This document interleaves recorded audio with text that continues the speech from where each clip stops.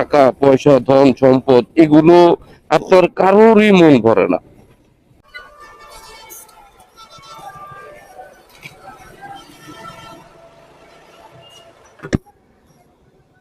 এক জীবনে আপনি কয়জনকে সুখী করতে পারবেন?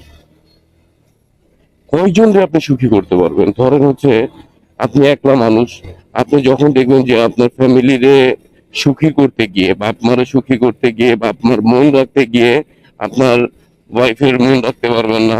আবার ওয়াইফ কোন কোন সেকশনে দেখবেন যে নিজের সন্তানের মন ভরে রাখতে পারবেন না।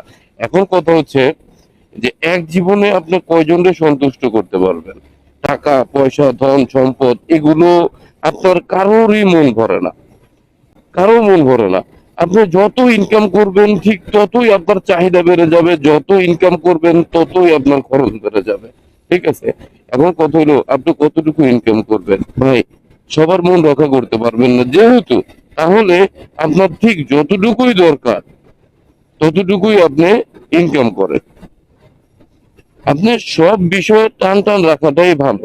ঠিক আছে, আপনি ধরেন হচ্ছে আপনার খাবারের এত টেনশন করার দরকার নেই। আল্লাহ তাআলা রিজিকে যতটুকু রাখছে, আপনি যতটুকু ইনকাম করার সুযোগ আছে আপনি ঠিক ততটুকু নিয়ে ঘরে ফিরুন।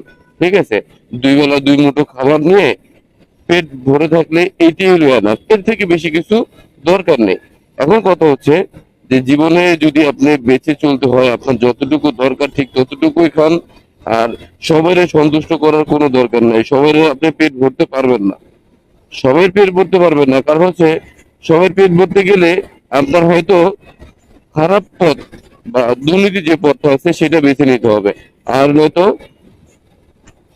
আপনি কখনো কারো মন ভরতে পারবেন না। তো এই জন্যই বলি যে আপনার এত টাকা পয়সা এত ধন সম্পদ দরকার নেই, এত মানুষকে সন্তুষ্ট করার আপনার কোনো প্রয়োজন নেই। আপনি স্বাভাবিকভাবে ঠিক যতটুকু আপনার দরকার ঠিক ততটুকুই ইনকাম করার চেষ্টা করুন। খোদা হাফেজ, আসসালামু আলাইকুম।